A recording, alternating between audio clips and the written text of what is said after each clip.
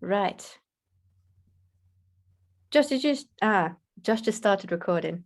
Got you. Okay, fabulous. So welcome everybody. So good to see so many of you today. I think it's going to be a full house. We'll try and aim to get you in as soon as possible, but for those of you who might have to nip out, we will post a link for you to rewatch anything that you've missed subsequently. So for those of you who are new to the hub, I've seen that we had loads of new people joining the London hub. So welcome. And for those of you who don't know me yet, I'm Adela. I'm part of the design team. And when I'm not there, I'm an academic in design at the University of Derby, where I kind of do a lot of stuff around systems design and social design. So today we've got two incredible people in that have definitely shaped my practice, supported a lot of my thinking, particularly when it comes to my students. So it's an absolute honor to have him on today. Just quickly to run you through the agenda. So we will start with a small presentation, and then we will go into a dialogue. And towards the end, we'll aim to have about 10-15 minutes for Q&A. So why am I saying that? If you have any questions whilst we're chatting away, make sure to note them down, put them in the chat, and our colleague John will pick those up towards the end of the session. So without further ado, let me introduce you to Kristel and Peter. So Kristel van Eel is a business partner at Naman, a humanities-centered design agency based in Brussels. She's the lead author of the Service Design and Systemic Design Toolkits. Kristel is also a co-teacher in product service systems design and a lead teacher in systemic design, all at the University of Antwerp, which is in the Faculty of Design Sciences. And Dr. Peter Jones teaches systemic design, excuse me, and health service design on the MDes programs at Toronto's OCAD University. And he's also the co-founder of the Systemic Design Association and the RSD Symposia series, which I'm sure a lot of us will be attending later on this year. Well, later on, pretty soon. Peter's also the managing partner of the Redesign Network and an innovation research firm leading systemic and platform design and research in healthcare, informatics, economic and public sectors. He's published 3 other books, including Design for Care, as well as a plethora of related research articles that all can be found on designdialogues.com. So welcome both of you. How are you, first of all? We had some technical issues with Peter's mic earlier on. Kristel, how are you? I'm fine. I'm fine. It's a bit hot in Belgium, but it's okay. Bless you. Good to have you.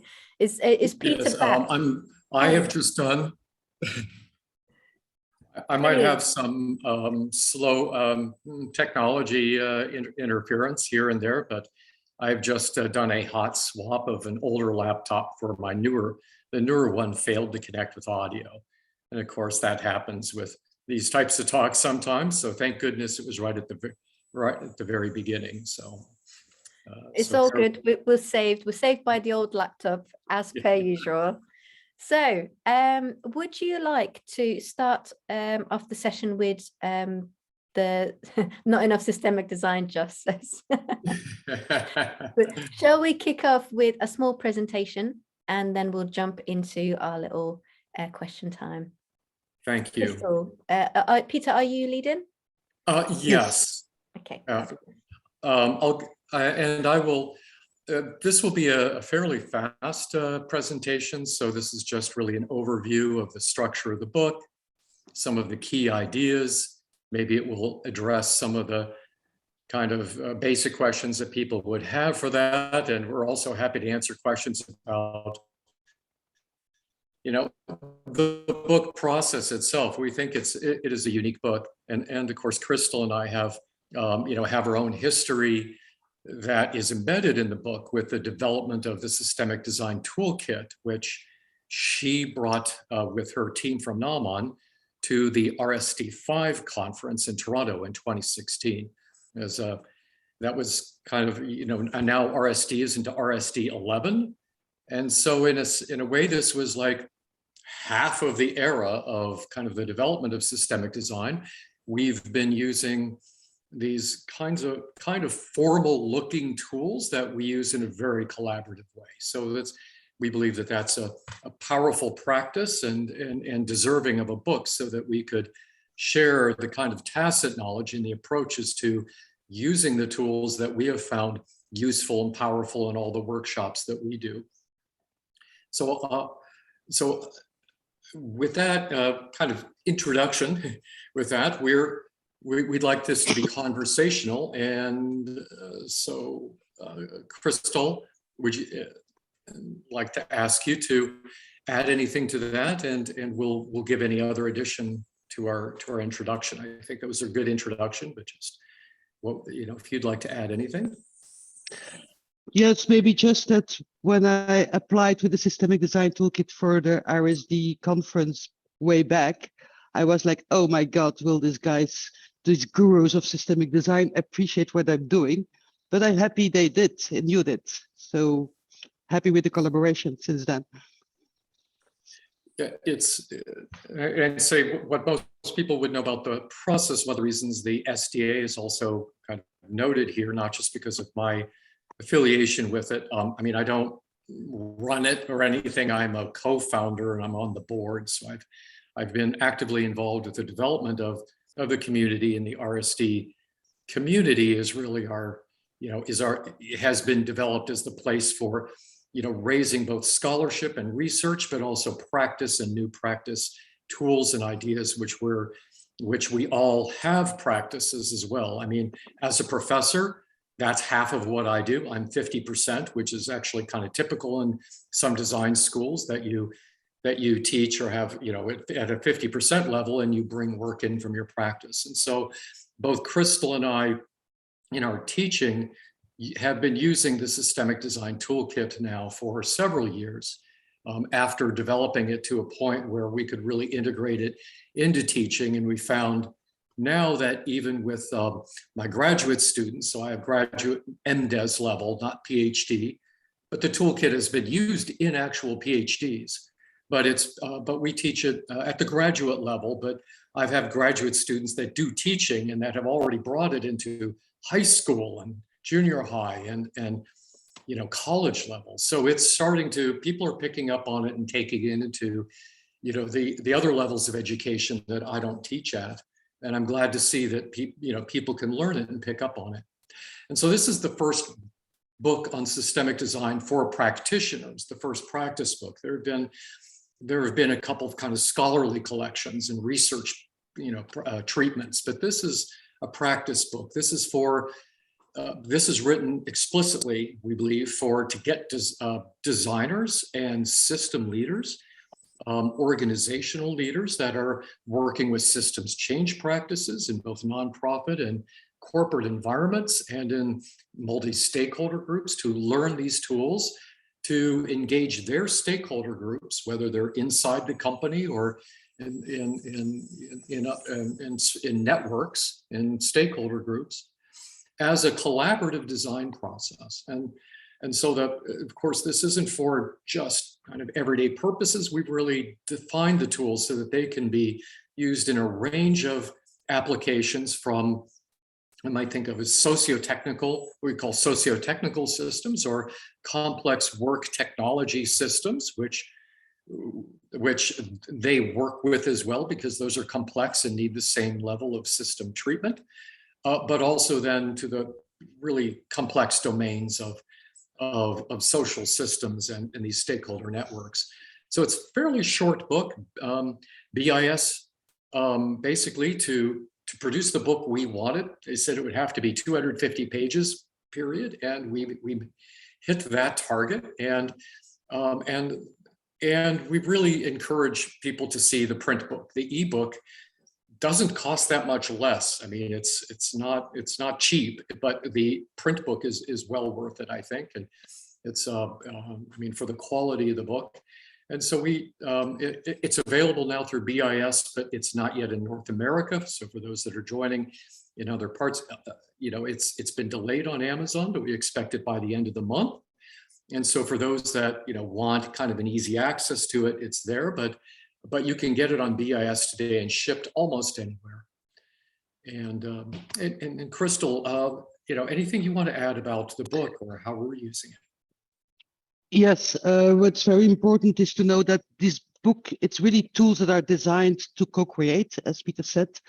And the idea is that the participants of your co-creation workshops don't have to understand all the theory of systems thinking and systemic design and design thinking behind it, because these principles are embedded in the tools. Of course, you as a practitioner, as a facilitator of these workshops, you should know the backgrounds behind it. That's an important note, I think. Shall I continue on this one? Yeah. So for people who doesn't know what systemic design is, it's a combination of design thinking and systems thinking. So design thinking, which is a discipline that looks at products, at services, at the parts within the system, and systems thinking looks at how everything is connected and how the interactions between all the parts in the systems, in this case, especially services and products for designers, but also other stuff like rules, mindsets, all hang together. And the idea is that you look at your products and your services and you think about how they can foster change in the system in a good way. Because now, today, we are way too much designing the parts apart, and this leads to unintended consequences because we don't think how everything is connected and how everything leads to a behavior of the system that can be good or bad. So that's something we absolutely should do. And I'll continue from that to just say that a lot of the work that Kristel and I have been doing independently, and the groups that we speak to, including actually the Service Design College, which is producing an online course that we're co-teaching, and with someone else with another of her colleagues from Naman, that's starting in September. We are bringing these tools to connect the service design practice community to a greater and greater extent. It's been a kind of timing of the growth of service design as well as the reach of systemic design that we're kind of connecting at the levels between this kind of nested systems, if you will, of the design practice. And those have been following either my work or have been following systemic design, as well as going back 20 years or so to G.K. Van Patter's earlier work in Humanific to define the kind of what we call the design domains, or design 1.0, 2, 3, and 4. That these are in a sense systems of design and included design thinking for the levels of design practice that are associated with expanding levels of complexity. And as service design is now taking on more complex contexts as it's working within, going from design 2.0, which is essentially designing services or products for a well-defined market. And so the level of complexity within a market or within a user group, even if it's as big as Facebook or Twitter, it's still the behaviors are understood within the context of the service boundary for the most part, but it's within the organization and how decisions are made and how the evolution of that platform and the strategies are made. That actually a lot of the complexity, the social complexity is found, and the use of the systemic design practices actually apply quite a bit to design 3.0, or organizational and social innovation, process innovation, work within organizations, and social innovation is there not because it's, the social is actually more in design 4, but social innovation is often defined for a particular well understood context, particularly in entrepreneurship. It is complex, but it's not unbounded. And design 4.0 and systemic design can be, it deals very much with the VUCA world, with multi-stakeholder networks that are forming multiple identities or forming purposes across the networks, with social change that may go across multiple groups and networks. For example, in the different so the challenges are at a higher level of complexity involving a greater number of complex, I won't say users.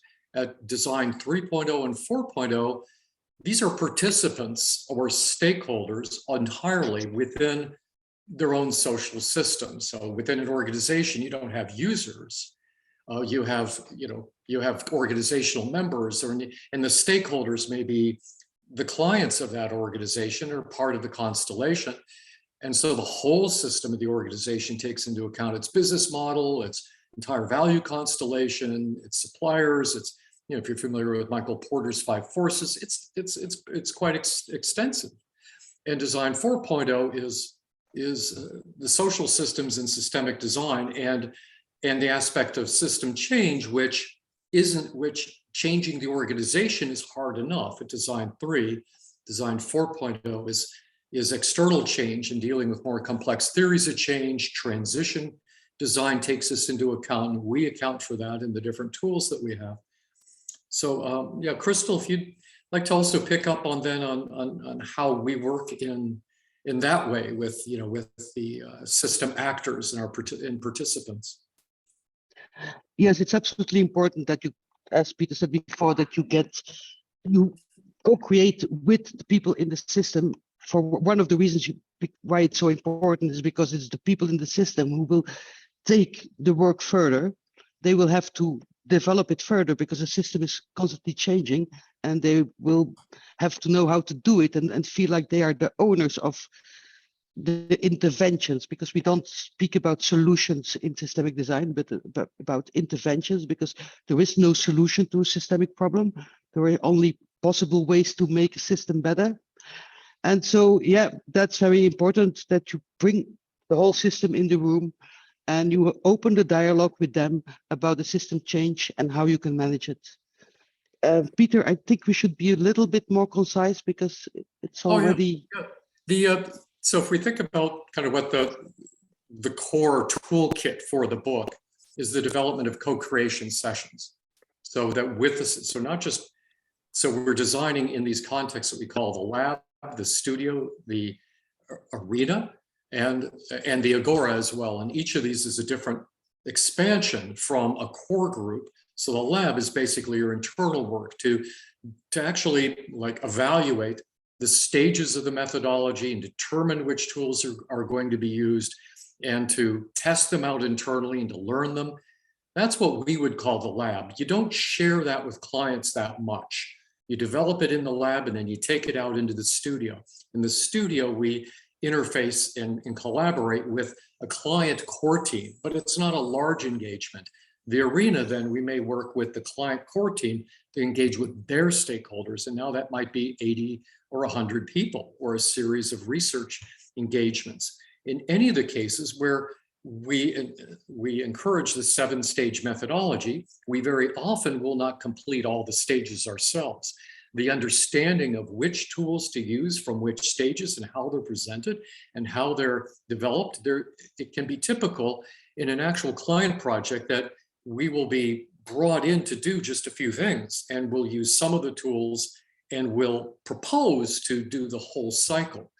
But just as in service design or in other design practices, the methodology is our preferred approach, but we don't always use all of it. Yeah, would you like to add to this? No, but I can explain the 7 stages. Okay. So basically there are in the book now 7 stages. This is not a Bible, of course. You can absolutely change yourself how you see those stages. But a very important one is stage 4, which could also be at stage 1, which is you want to know where you are heading to. You want to define together what is the ideal purpose, what is the ideal system, where do we want to head. And sometimes you can do it already in the beginning. For example, I had a project around integration in Belgium, and everybody knows what the ideal future is. And then you can do that at the beginning. Sometimes you don't know and you do it later. But here the first step is understanding the boundaries of the system, understanding what is in the system and what is not in the system, who are the actors in the system, what is involved. And these boundaries, of course, you have to question them the whole time, because there is this tendency to look at the boundaries of the system as it is today. So you have to re-question that. Then the second thing you do is once you defined who is in the system, you go out and you listen to the actors in the system, and you try to understand on different levels what is happening. And so these are the different levels from the CLA iceberg of Solahay, which goes from what is happening, what are underlying social causes, what are the underlying mindsets, and what are the underlying metaphors and languages used that support this mindset. Then you come back into your studio, or within your studio, in the lab set session or in a little bit bigger session, you try to map everything out. And typically you will make system maps. You will try to find ways to visualize this whole complexity and how everything is interrelated. Then we have this part 4, which is about where do we want to go and why? What is the value we want to create on the different levels, on micro level, macro level, meso level, and on different lenses.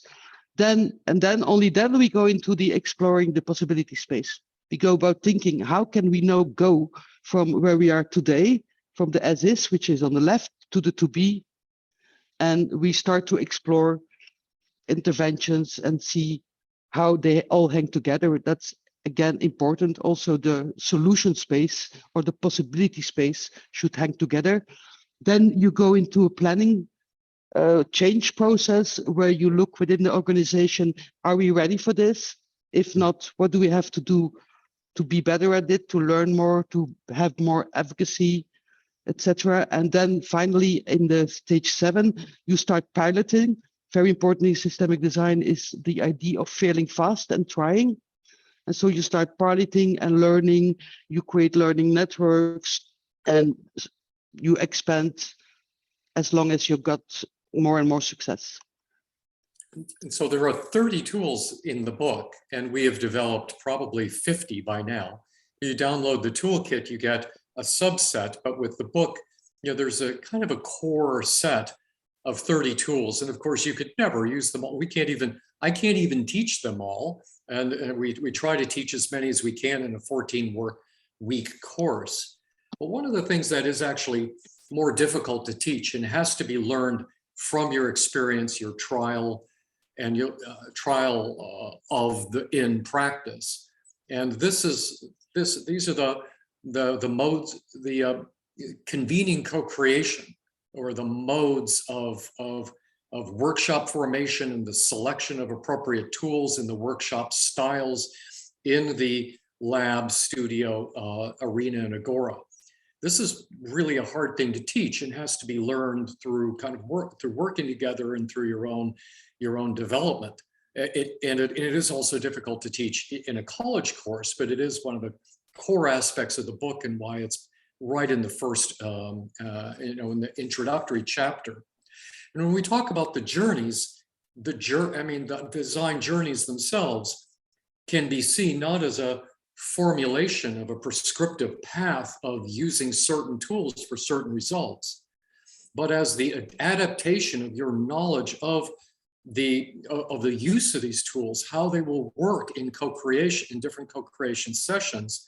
And within each stage or chapter, we have kind of a map of the tools that can be readily learned by most, which are maybe the simpler ones, but there are some that are more complex, like the influence map that's shown here in stage 3. So in understanding the system, it's a more difficult, it's a higher level of difficulty. And so we'd recommend, kind of a starter kit and a use of tools that you would learn and become comfortable with but then you would eventually learn, more and more of them as you're working with it. And the convening workshop modes are also important. I mean, that's core to the book and something that we've developed, and I don't think we've published it really anywhere else, which is that there are different styles of workshopping that relate to the different stages, and different design methodologies have maybe some similar language for this, but we've observed that we're doing framing in stage 1, and that's a type of workshop, and then we're reframing in stage 4 and envisioning the system. Now, we don't always reframe. So in stages 2 and 3, we do sense making and analysis, and that's a different style of work. Co-design is more, as we would think of it in design, is more of a collaborative designing practice in stages 5 and 6, and then roadmaps. We have a road mapping workshop style, and which is more of a mapping out strategic practices.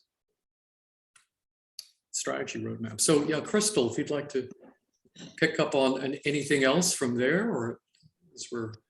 I will maybe talk about a little bit about typical projects we are addressing. We've been already doing a lot of projects, but for the moment we are particularly working on health literacy, improving health literacy in Belgium, which is very, very nice.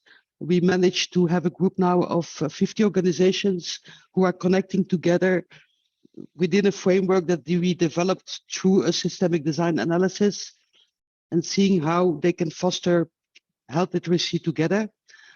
We are now also starting to collaborate with IKEA to basically make a systemic design toolkit for them, for their social entrepreneurships. Then the third one is yours. Mm-hmm. We are doing quite a lot with municipalities. For the moment, we are working with Brussels, the mobility system in Brussels, to see how they can tackle the demands for neutrality. And the last one is a European innovation, the European Innovation Council, which is steering all the innovation of SMEs in Europe. And already since 5 years, we are looking with them how we can do this in a more systemic way, both inside the organization, as in the network on the meso level, as together with the SMEs. And then there is one left for you.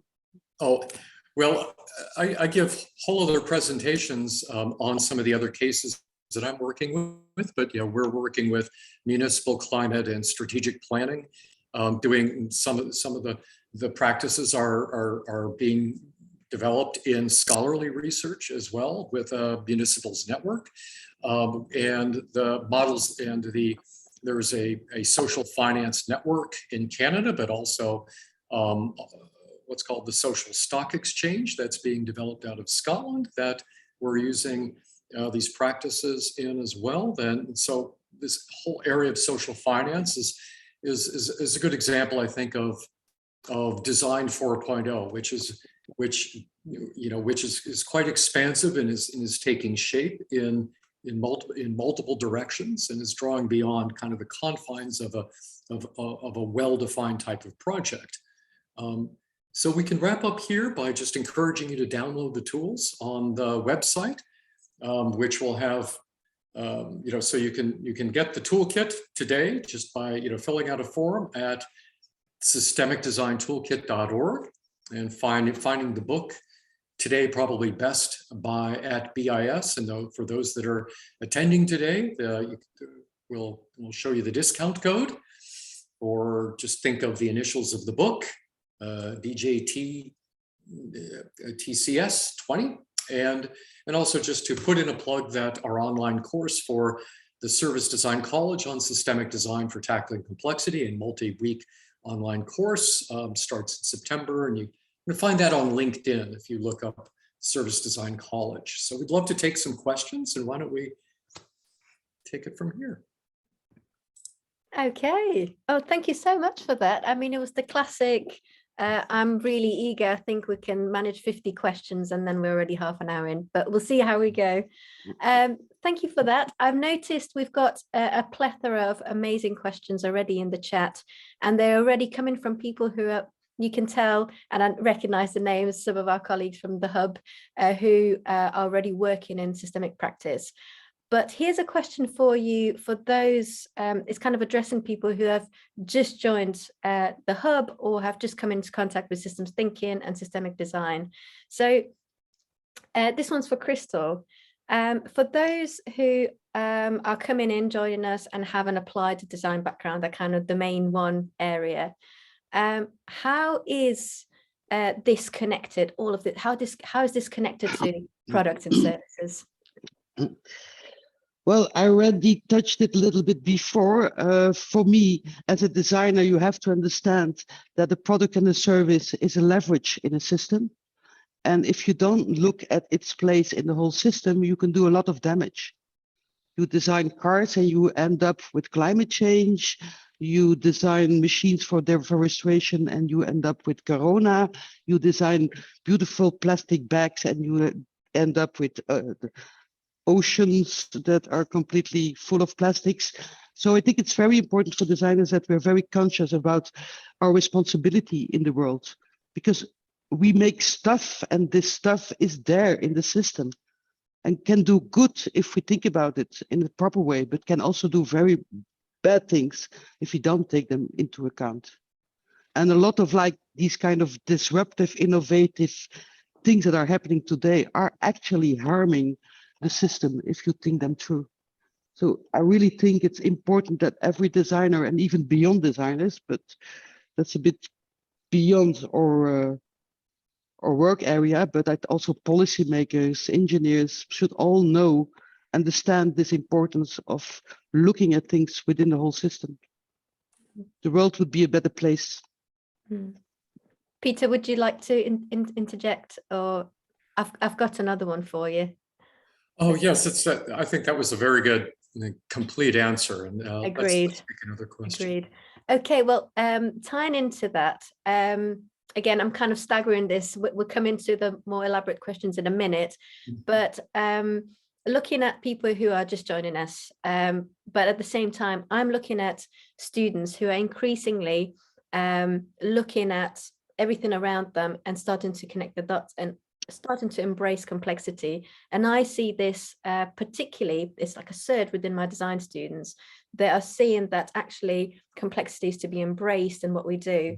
And this is great, but how do I, who is studying a product design course or graphic design or UX or whatever, how do I project myself from here into a job in industry that really cherishes that complexity integration? How do I make that step? So this one is slightly from the design education side of things, but either of you, Peter, if you could start off. Yeah, I'll take that on. That's so I teach in a strategic innovation program and also design for healthcare. And in both of those, in all the domains that our students are going to be working in, they are going to be dealing with both the complexity of decision making and of making making appropriate product and service design decisions, or working as designers in organizations that are moving towards dealing with more complex issues. I mean, this is a trend of not just embracing complexity, but engaging people in complex in conversations for resolving complex situations and making better decisions. So that, as Kristel had mentioned, the importance of leverage and the necessity to identify where design has leverage to make appropriate changes within its proposals. This is really a key aspect of the design journeys and the approach to working with all of our either users as participants or stakeholders in the organization, or the way that we would train students to see themselves more as system conveners that are using tools of design for working at a different level of design now. So it doesn't mean that you would be taking these practices in kind of as the new model. It would be, in most organizations, there would have to be an on-ramp, an introduction to using, for example, the tools for framing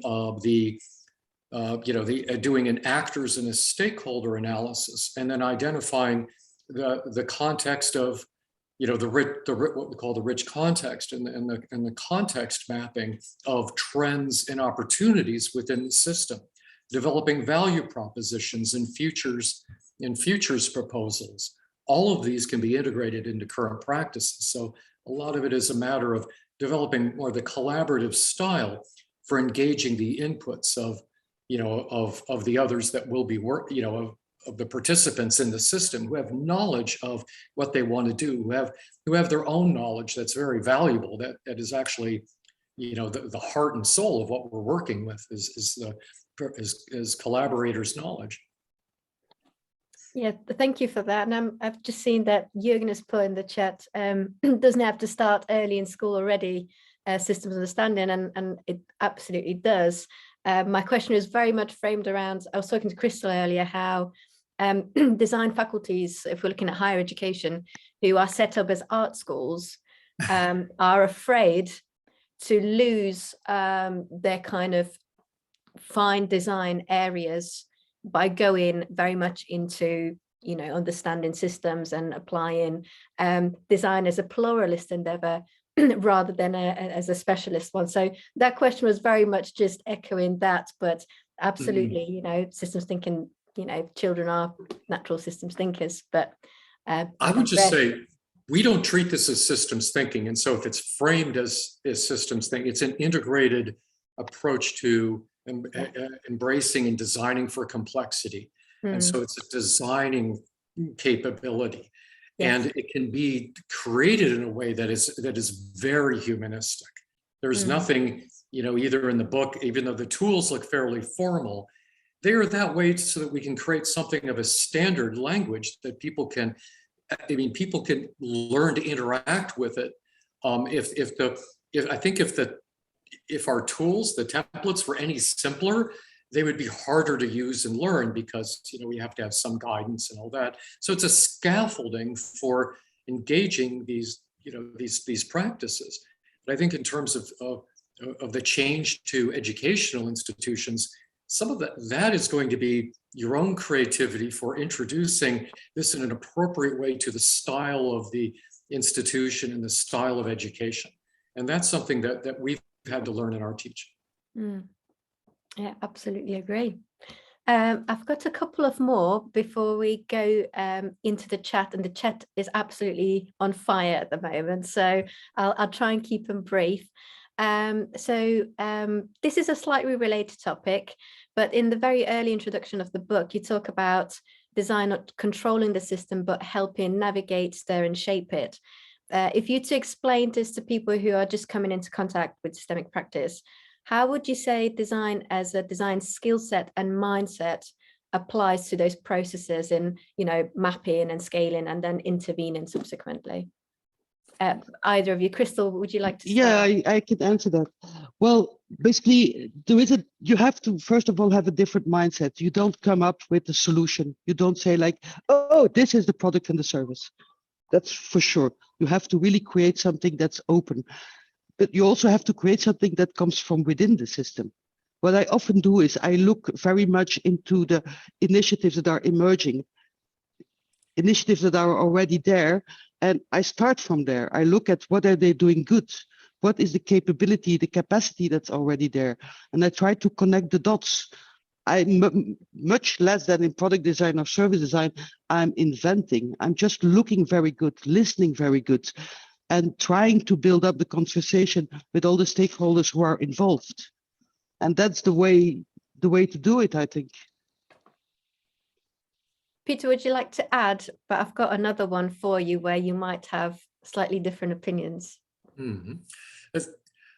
I'd say there can be a real difference between how the practices would be taught in an academic setting versus how we would use it in practice.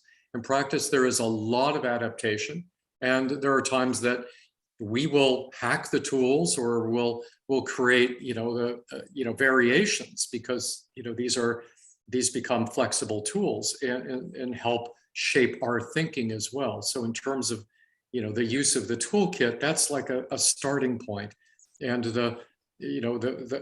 however, for education and in our student projects, you'll notice in the book that there's this tool and a product called the synthesis map, which I teach and we develop in our courses, which is an integration of the outputs of multiple tools that have been integrated together: a stakeholder analysis, causal loop diagrams that have been that have been structured to present kind of the system narrative, perhaps an influence map that can also be structured over a timeline, or integrated with a view of the, a view of either from a 3 horizons or a causal layered analysis. There are it's a synthesis and an integration of the multiple tools and research learnings that have been integrated into a coherent visual narrative.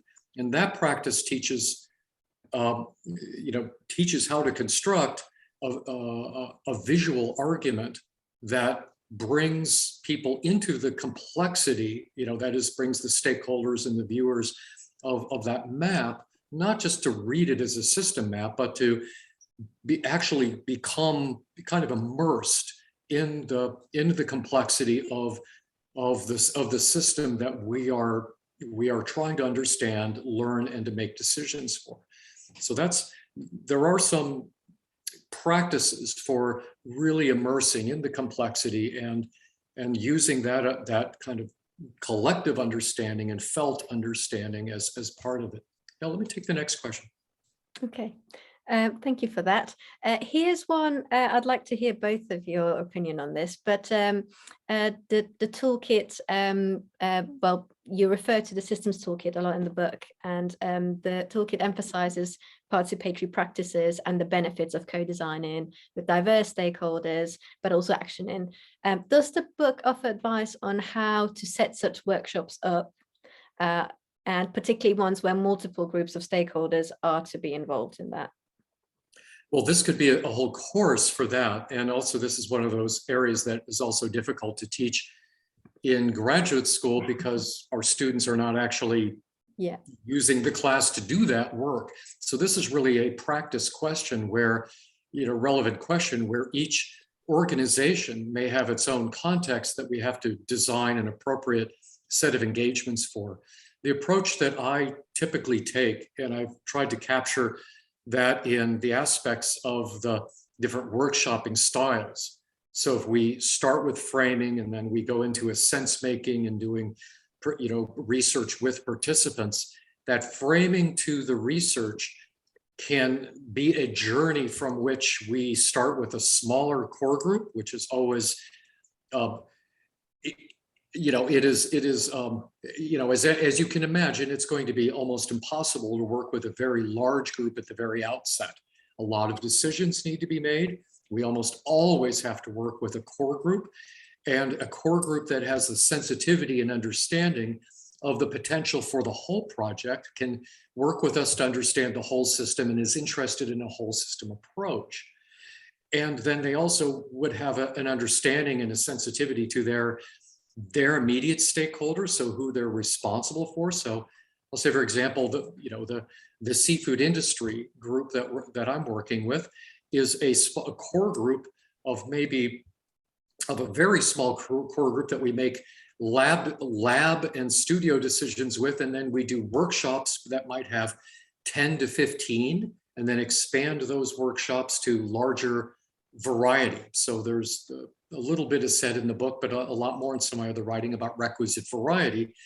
And we don't know how much variety is necessary to bring in. That is the variety of participants, their backgrounds, their selection from across different stakeholder representatives, different groups, different geographies, ages, educational backgrounds, being street or elite. There are many different decisions on stakeholder engagement that are made appropriate to the level kind of each stage. So we think that using the using the 7 stages helps you expand that and to work with different sizes of groups as appropriate.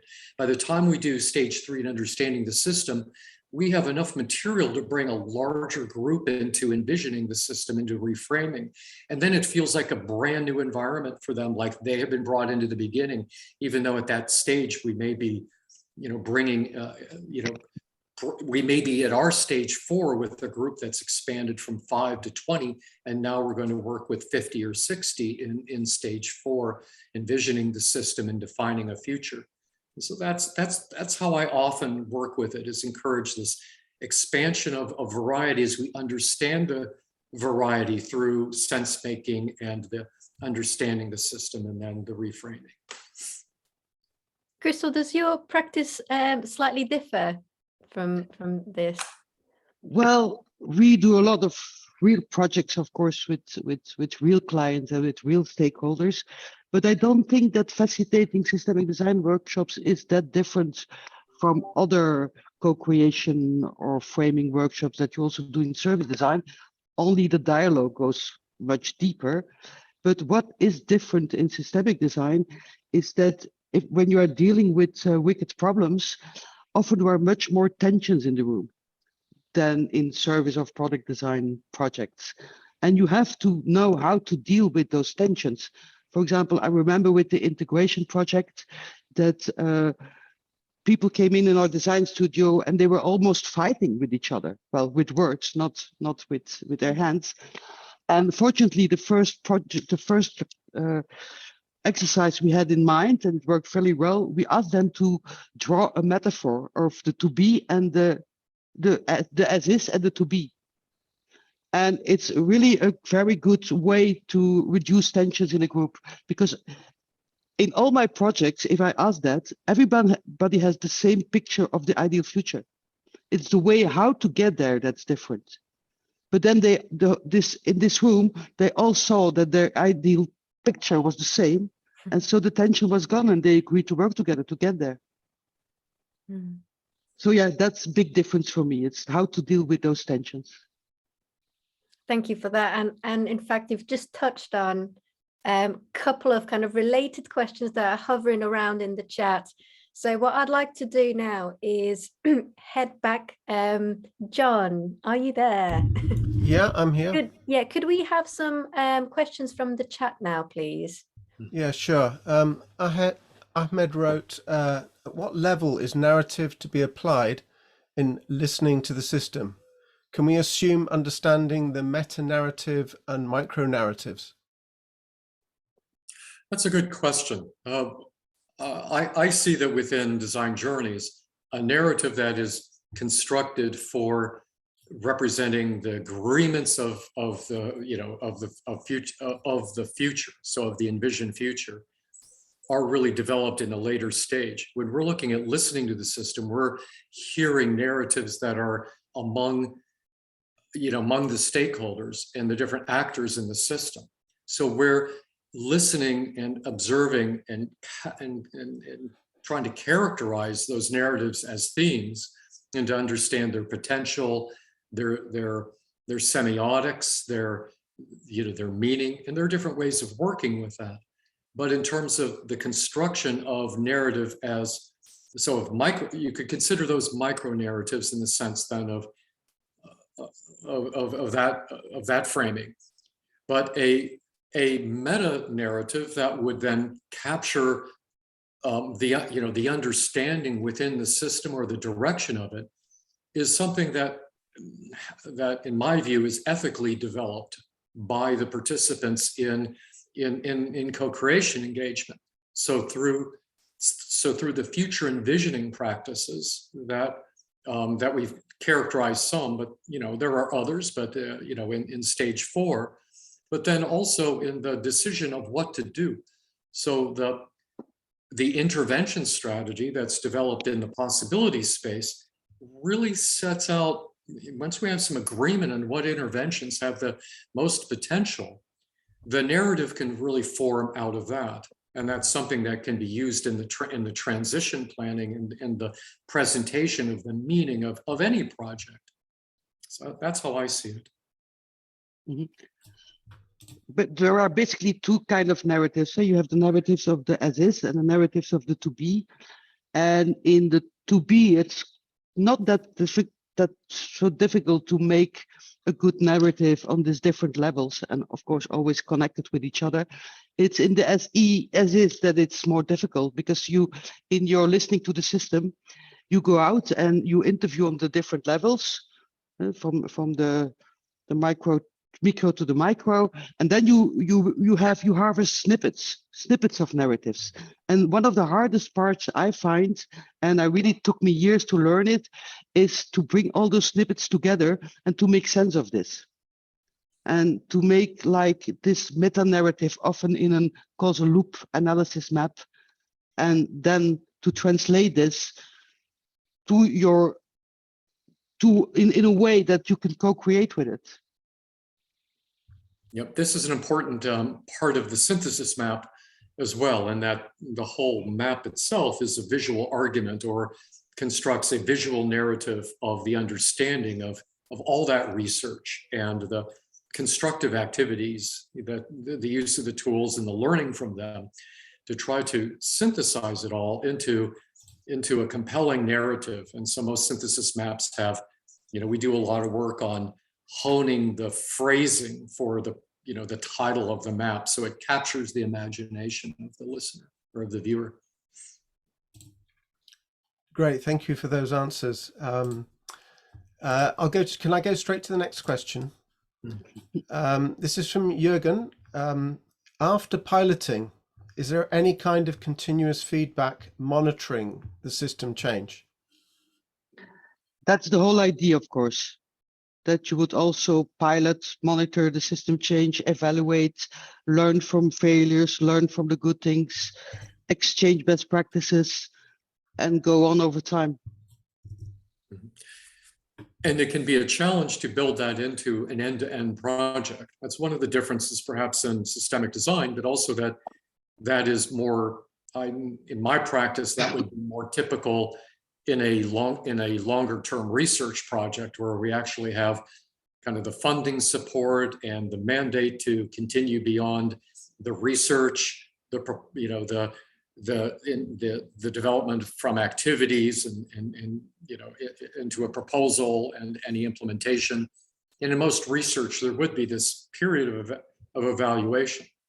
But if we're working at the product and service level, which is also, let's go back to that, very often your evaluation, in design 2.0, in a design 2.0 context, is going to be, post-launch testing, user testing. Sometimes we're not always with an organization at those stages. So I think that is an area for development and it's definitely something we should be advising on.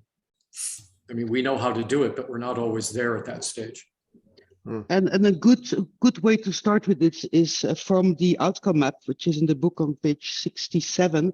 You will see that you have these outcomes and strategic outcomes, which are really leverage points that you can measure if this leverage point has changed in the good or in the bad direction. And then you have everything that has to do with impacts, and that they're more the longer term societal impacts, also that you can measure. So that's a good place to start. Great, thank you very much for those answers. We have lots of questions, so all I'm going to do is go through in sequence as to what they are.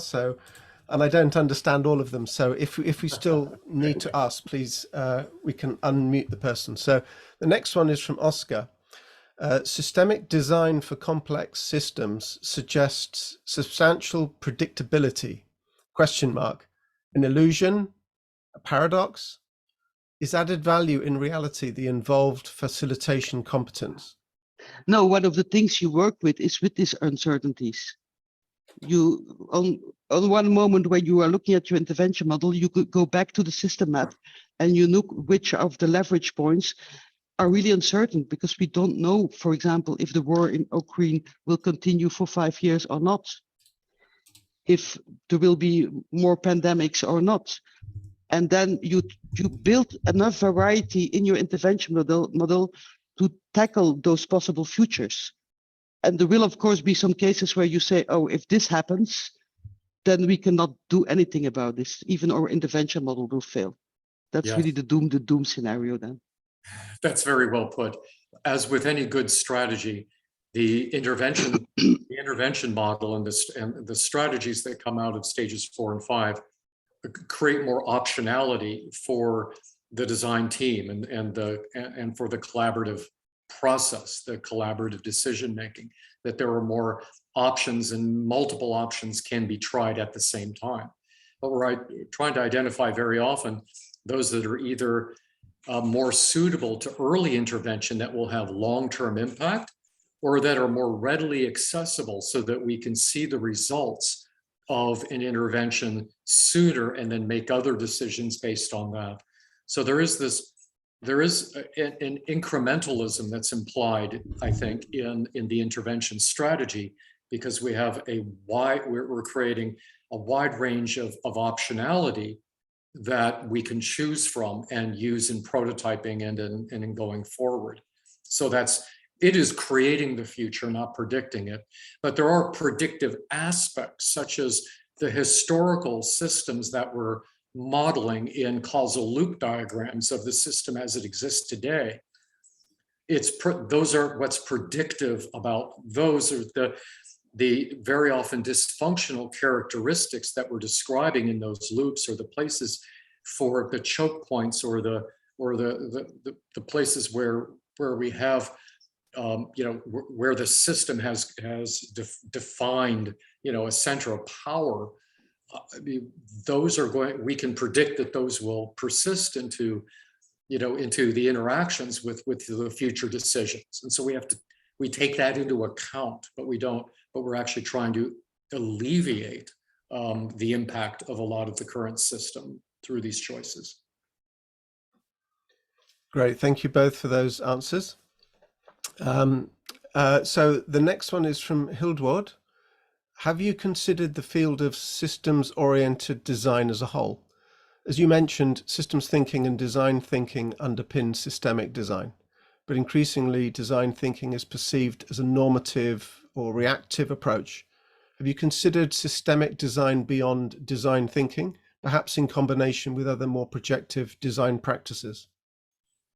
Oh, we certainly do. I think, especially with design journeys, we've meant to create something of a trade book that doesn't take into account the wide range of practices. It's a fairly short book for the range of practices that can be covered. My good colleague and co-founder of the RSD series, the original founder, is Birger Sevaldsen, who's also developed systems-oriented design, which has developed as a field of practice within systemic design. But systemic design is what we've really agreed to call the entire discipline that entails these new modes of practice and research into the different styles, flavors, and practice areas. And so we aren't suggesting that this is a book of how systemic design is practiced. It's a book of a systemic design practice. And system-oriented design has its own well-known modes, such as the gigamap, but the gigamap could actually be used across the first 4 stages of design journeys if you knew it. But it's not a very easy thing to teach. I mean, or within a book. I mean, there are papers on it and you can work with it, but what we have found in our practices is that the components of learning that can be done by stakeholder participants, especially virtually. So in the last few years, we've had to do a lot of virtual work, and we found that the use of the PDF and the image files in the toolkit can be used very readily. And developing a true gigamap or other system-oriented design practices can be challenging unless you're already an expert in that. So we didn't attempt to make a clear integration of those, but I think that they can live together. Great. Thank you.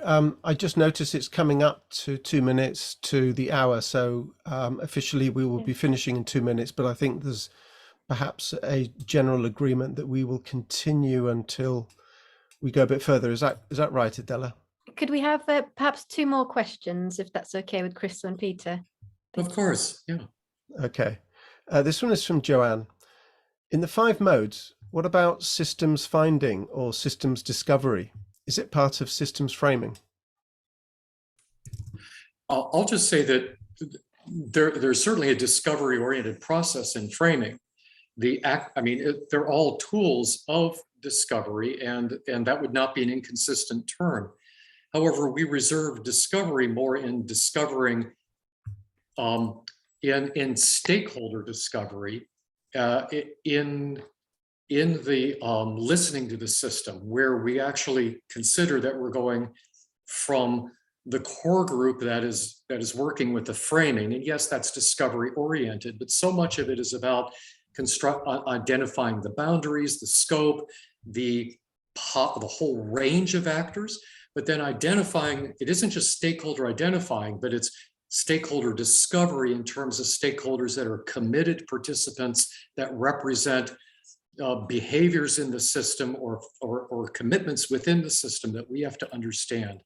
And so in listening to the system, which we call sense making in terms of the mode of engagement, that's where I find the real discovery of the system starts, where we're going in and observing and interviewing and getting into the field itself, stepping away from the lab and going right into the field. That's more of where the discovery, I think, happens, and then the interpretation and then the representations of that are then taken into the understanding of the system mapping practices.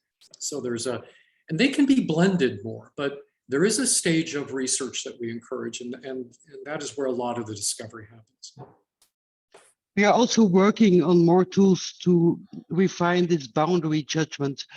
And one of the tools I'm developing now is based on the paper of Donella Meadows.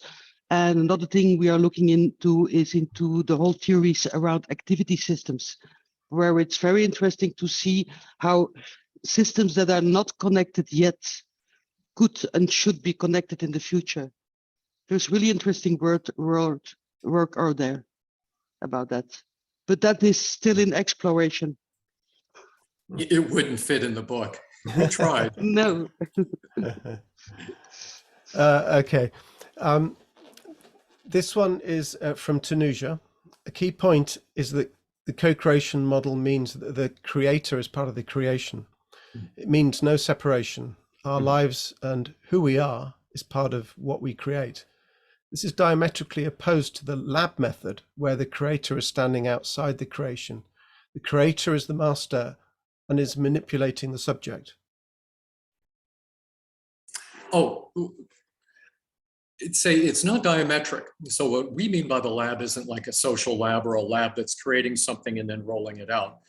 The lab process is for our development and our creating the tools that we believe are going to be useful in determining how we're going to present our proposals and our selection of the tools, what the journeys will be.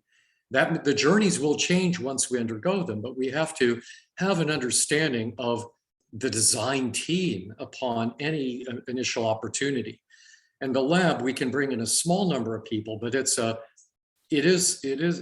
do mean to actually bring the term lab back to kind of what we mean in scientific practice by the lab, that it is a place where we are working with trying to understand the best theories as well, theories of practice, theories of change, theory of action, scientific underpinnings, systems underpinnings that help explain what we expect to find. And that helps us look and ask the right questions and look in the right places. This is used in any competent research. Even the most inductive ethnography needs to have a lens by which it's looking and asking the right questions. So the lab is not opposed in that way. It actually takes into account that we will be engaged in co-creation once we are in the studio, that we want to have an understanding of our best approach to the tools, the expectations,